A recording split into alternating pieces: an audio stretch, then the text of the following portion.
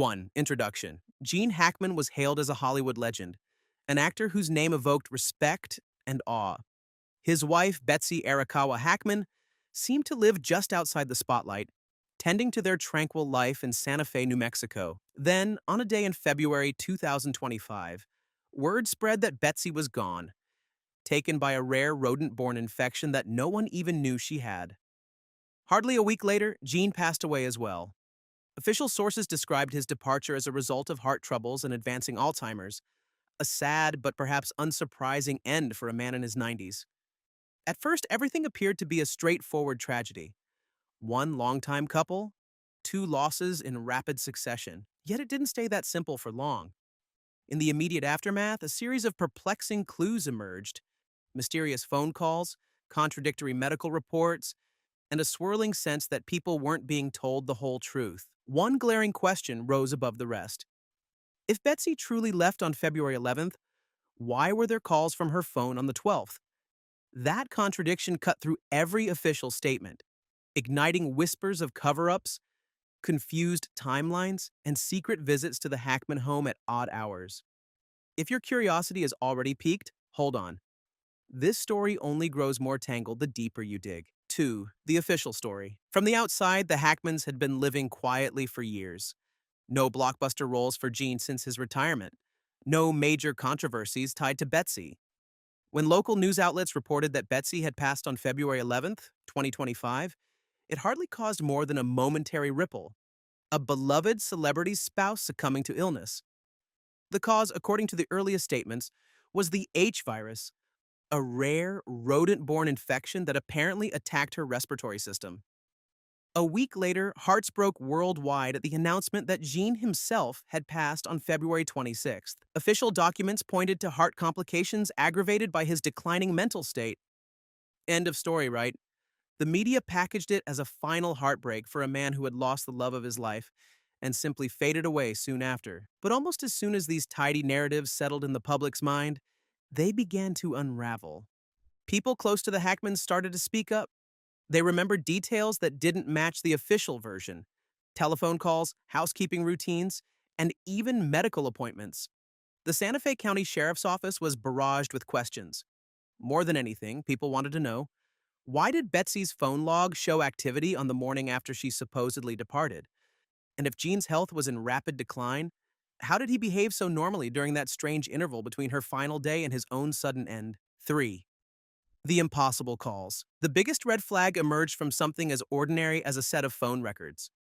On the morning of February 12th, just a day after Betsy was reported to have passed, her mobile device connected with Cloudberry Health, a local medical center in Santa Fe, not once but 3 separate times between roughly 8:15 and 8:35 a.m. That same afternoon, Cloudberry Health dialed her number in return, only to get no answer. If Betsy was gone by February 11th, who made those calls on the 12th? And why would anyone call her phone back, expecting to speak to her? The doctor in charge at Cloudberry, Dr. Josiah Child, went on record stating that Mrs. Hackman herself had phoned his clinic that morning. She reportedly sounded fine. No hint of the lethal infection that was cited as her cause of departure. In fact, he claimed she was specifically booking a checkup for Gene, implying that she not only felt well enough to handle logistics, but also that Gene's health needed professional attention.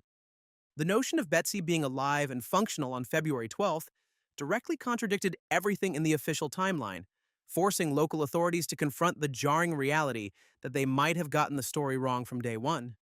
It all grew stranger when investigators compared phone carrier logs with Dr. Child's statements. The logs confirmed outgoing calls from Betsy's phone at exactly the times the clinic noted, but they also indicated a missed call from Cloudberry later that day. An even bigger question surfaced. If Betsy was still around on February 12th, then precisely when did she meet her end? Or was there someone else using her phone for reasons no one could yet explain? 4. Conflicting timelines emerge. Under normal circumstances, discovering contradictory phone records would be more than enough to reopen an investigation. The Santa Fe County Sheriff's Office initially chalked it up to possible technical errors. Phones can glitch, and timestamps occasionally get jumbled.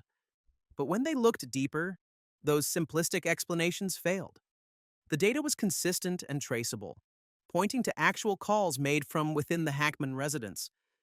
Suddenly, everything that had been taken as fact was in question. Was Betsy's official date of passing inaccurate? Did the rodent-borne infection truly take her on February 11th? Or did she survive into the next day, possibly even beyond, only for some unconfirmed event to occur between the 12th and the 14th? Authorities found more complications when they tried to verify the Hackman home's security cameras. Gene Hackman's assistant, Michael Henshaw, told detectives that the camera system had stopped working on the night of February 10th due to a technical failure. And yet, a neighbor's camera caught footage of a black SUV parked in front of the Hackman property on the morning of February 12th. That SUV's plates didn't match any registered vehicle. No one could identify who came or went. It was as though someone was there briefly, then left with no record at all. Making matters even more perplexing, a deleted text was discovered in Betsy's phone history. The message, recovered by forensics, simply read, "It's done. We need to talk." The timestamp aligned with that same morning. If Betsy was indeed gone by then, who deleted that text? And why did it appear on her phone after her officially documented date of death? 5. Inside the Hackman home. When investigators spoke to the Hackmans' longtime housekeeper, Margaret Ortiz, her recollection of those days sent chills through everyone involved. On February 14th, Ortiz placed a frantic call to the police, insisting that something was terribly wrong. She arrived that morning to find Gene Hackman seated at the dining table, sipping tea and staring into the distance. He barely acknowledged her. Concerned, Ortiz went searching for Betsy and discovered her motionless in the bedroom. It took law enforcement mere minutes to race to the scene. They found Betsy's body in a condition suggesting she hadn't been alive for several days. Yet the official narrative insisted she had been gone since the 11th. If that were true, how had phone records placed her device in active use on the 12th? And how could Gene, albeit slowed by Alzheimer's, have lived in the same house without realizing his wife had passed? Margaret Ortiz mentioned that in the days following February 11th, she saw little of Betsy. Whenever she asked John about his wife's whereabouts, he insisted Betsy was merely resting. Unwell, but not in any alarming way. Ortiz even recalled hearing a phone ring from inside Betsy's bedroom as late as the afternoon of the 12th or 13th. Dates that should have been impossible, according to the original account. Each time she tried to check on Betsy, Gene would guide her away, quietly saying, "Let her rest," as though he were frightened to let anyone inside the bedroom. What fueled that fear? Was it confusion from his Alzheimer's or something far more deliberate? 6. Medical clues and canceled appointments. Another layer of mystery emerged when the police combed through Betsy's medical files and pharmacy receipts. They found evidence of her contacting Cloudberry Health multiple times in early February, not just once. She'd scheduled an appointment for Jean on January 29th, only to cancel it on February 10th. The provided reason was that Jean felt too unwell to attend. But the housekeeper on duty at the time reported seeing Jean walk around the property looking as healthy as ever. 2 days later, on February 12th, Betsy reportedly called Cloudberry again to set up a new appointment, this time seemingly for both Jean and herself. One receipt from a local pharmacy showed that on February 10th, Betsy purchased a heart support supplement, a mild sedative, and an over-the-counter test kit. Investigators could only speculate, was she worried about Jean's heart? Did she find evidence of something alarming in his urine test? And why abruptly cancel on the 10th, only to rebook on the 12th if her main concern was genuine illness? Dr. Child insisted Betsy sounded perfectly lucid and calm when she reached out on the 12th mid-morning. He recalled how the call ended somewhat abruptly, as if Betsy were interrupted by something on her end. She said, "I've got to go," and hung up without completing the booking details. Later that afternoon, Cloudberry returned the call, but no one picked up. That was the last known attempt from the clinic to reach her. Every new piece of information deepened the sense that Betsy was onto something beyond a mere respiratory infection. The notion that she might have discovered a troubling secret, perhaps concerning Jean's declining health or something more sinister, began to circulate among curious observers. Friends of the Hackman family described Betsy as protective, the kind of person who would do anything to shield her husband. It begged the question, did she unearth something she couldn't contain? 7. The final discovery. By the time law enforcement arrived on Valentine's Day, Jean seemed disconnected from reality. Alzheimer's can create a fog where recent events slip away, But those who knew him wondered if something else weighed on his mind. Was he truly oblivious to the date and circumstances? Or had he been coerced into silence during that mysterious window when Betsy's fate hung in the balance? Initial forensic examinations of Betsy's remains repeated the claim of a rodent-borne disease, but those findings immediately came under scrutiny once the phone records and Dr. Child's testimony became public. If the infection had indeed taken her on the 11th, she shouldn't have been speaking normally the very next day. An autopsy might have resolved these questions, yet official statements claimed it was unnecessary given the clear cause. Critics cried foul, suspecting a rush to close the file before an inconsistent timeline could spur deeper questions. Then, Gene passed. On February 26th, while the public was still reeling from the confusion over Betsy, news broke that the actor had succumbed to heart issues aggravated by Alzheimer's. He left no will newly written, no dramatic final confession, just a decades-old estate plan that bequeathed everything to a small circle of family and friends. The entire chain of events felt eerily synchronized, as though it were orchestrated by forces no one could pinpoint. People asked why law enforcement never pursued an investigation into the possibility of foul play.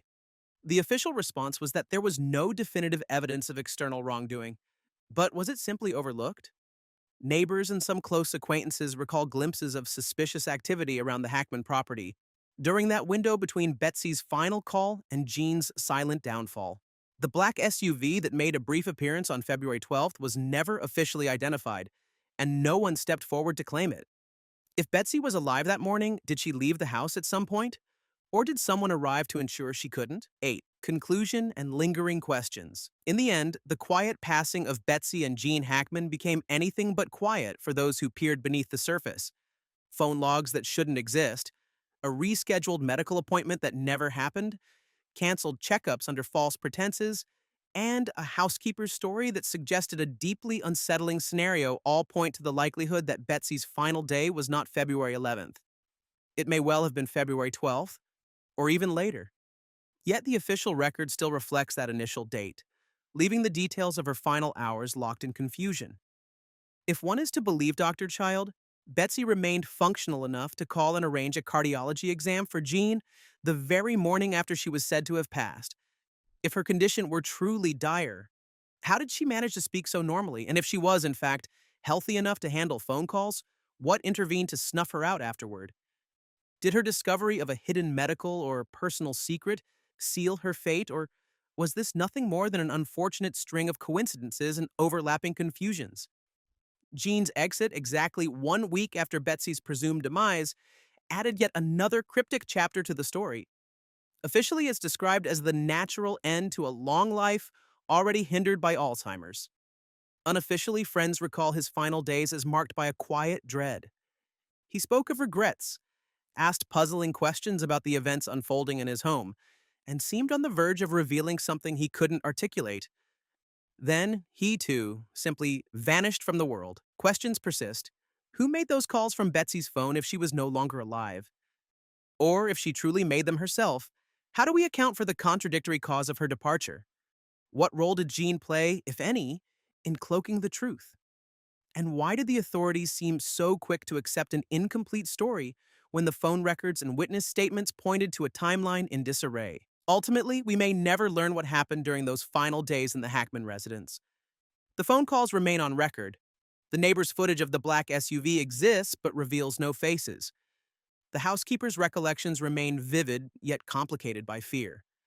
The official files were sealed once both Hackmans were gone, cutting off the chance for deeper forensic exploration. Whether these events simply align in a bizarre pattern of coincidence or stand as evidence of something more calculated, no definitive proof has ever surfaced. All we have are the haunting inconsistencies. In that silence, the story lingers, suspended between fact and speculation. Betsy Arakawa Hackman may have been a far more central player than the public realized, quietly orchestrating her husband's care until something or someone ended the story ahead of schedule. Gene Hackman, for all his legendary acclaim, slipped away with the truth. Or perhaps he was as much a victim of circumstance and confusion as everyone else involved. And so the final question remains. Was this a tragic chapter in Hollywood history, marked by misdiagnosis and mental decline? Or was there a cover up that manipulated the final days of one of the industry's most revered figures? The phone calls, the inconsistencies in official dates, and the strange hush surrounding the entire affair suggest the latter. We may never see the full picture, but the puzzle pieces left behind ensure that the Hackman saga will spark debate for years to come. If nothing else, the entire episode stands as a chilling reminder. Not every story ends when the headlines fade, and sometimes the most perplexing mysteries remain just beneath the surface, waiting for someone brave enough, or maybe reckless enough, to unravel them.